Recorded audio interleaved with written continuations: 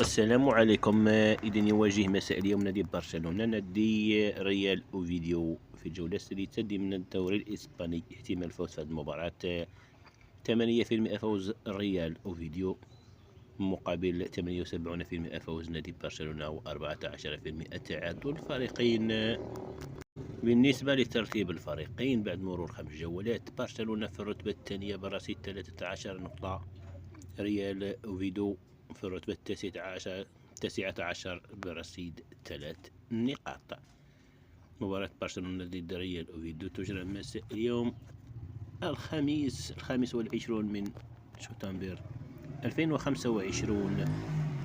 تنطلق مباراة برشلونة ضد ريال أوفيدو على الساعة 8:30 بتوقيت مغرب تونس الجزائر. ستاد كارلوس سيحتضن المباراة، ومن المنتظر إن شاء الله نقل المباراة على شبكة قنوات بي إن سبورت.